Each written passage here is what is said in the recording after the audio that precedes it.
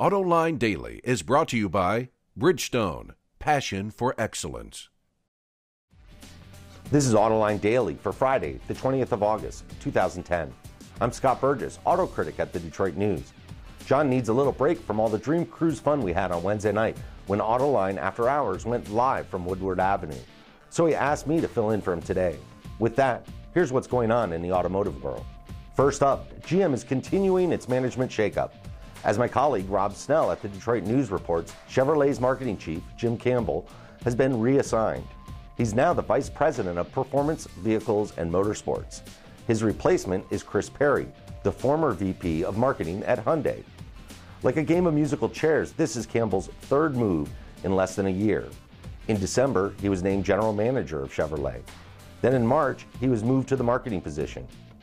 Even though the Bowtie brand is GM's largest division and its sales are up nearly 28% for the year, its growth is lagging behind the numbers posted by Buick, Cadillac, and GMC. This is likely the reason for the latest shakeup at the company.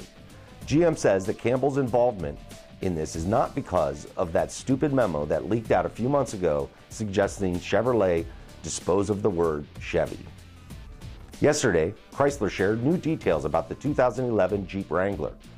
It also released some photos of the off-roader to help whet our appetite. The Wrangler gets an all-new interior with a redesigned instrument panel and a center stack that makes its controls easier to use.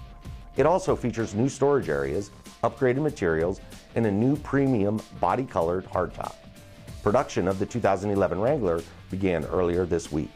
And speaking of new product, Land Rover just released details about the 2011 Freelander 2 available in Europe. The front end has been restyled with a new bumper and grille, plus new color options are available. A 2.2-liter turbo diesel is available, which can be mated to a 6-speed manual or automatic transmission. It will include stop-start technology as well. Four-wheel drive models will be available when it goes on sale next month, and beginning next year, two-wheel drive models will be available. Pricing for the Freelander 2 starts just over $33,000. Ford is finding a clever way to reuse scrap metal. According to Ward's, when the company manufactures doors for its F-150 pickup, there's a large chunk of steel left over. Rather than sending these pieces out to be melted down and recycled, they ship them to a nearby supplier that fabricates them into noise-dampening fender baffle for the 2011 Explorer. Ford estimates that reusing this metal saves some 119 tons of carbon dioxide emissions per year. The company is looking for other opportunities like this to reuse material in other vehicle lines. A new study done by BMW engineers and the Lighting Engineering Group found that ambient lighting makes drivers feel safer behind the wheel. According to Wired magazine, researchers found that ambient light made the interior feel more spacious, the design more attractive, and the controls easier to use. Researchers tested a dozen lighting scenarios and positions. Interestingly, increasing the brightness did not help, but led to more complaints about glare. Even though people felt safer behind the wheel, it didn't do anything to improve the driver's performance. And don't forget to check out Autoline Detroit this weekend. Ford's Executive Vice President and CFO, Louis Booth, pays his first visit to the show to talk about Ford's comeback, paying down that huge debt, and in the following soundbite, how the Blue Oval and Mazda are getting along since Ford had to sell off the majority control. The working relationship between the two companies is still very close. We have some joint programs, products and manufacturing facilities around Asia. Those are continuing for the most part. We still have a close working relationship between our engineering teams, for example. But we're all, in many markets of the world, we're competing. So where we find things that work to both our benefits, we work together. If we don't see a mutual benefit, then it's harder to make it work. Don't forget, that's Louis Booth on Autoline Detroit this weekend. Check it out on our website, AutolineDetroit.tv.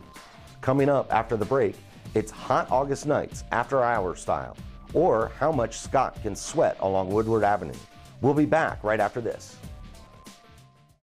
Introducing Bridgestone's third generation of run-flat tires with groundbreaking new Bridgestone technologies. Bridgestone run-flat tires offer improved ride comfort, lower rolling resistance, and improved wear while giving you the peace of mind and comfort you need. Hey, if you didn't catch it, the Autoline crew and its friends put on a great show 2 nights ago when they went live from historic Woodward Avenue to celebrate the annual Dream Cruise, the largest one-day automotive event in the world. John and the gang were kind enough to invite me to Royal Oak, Michigan to participate. Here's a snippet of my chat with Peter DeLorenzo talking about one classic car I recently drove and how it compares to modern vehicles. So tell me, you were just telling me you drove an original Mustang from back in the day.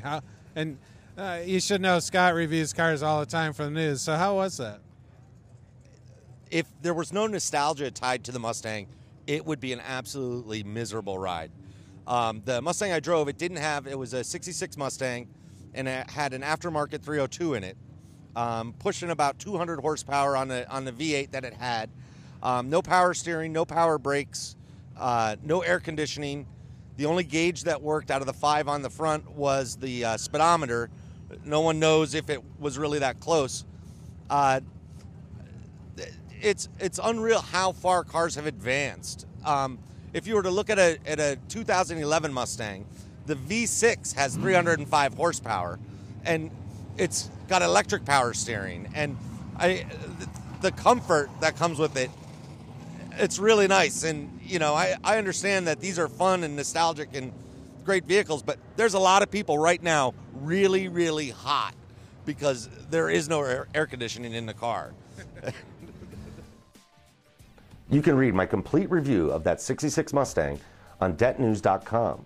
Just follow the link in today's show notes.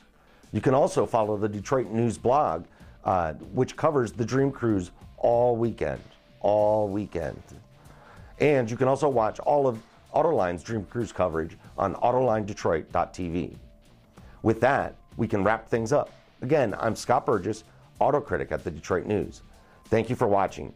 Have a wonderful weekend, and we'll see you Monday.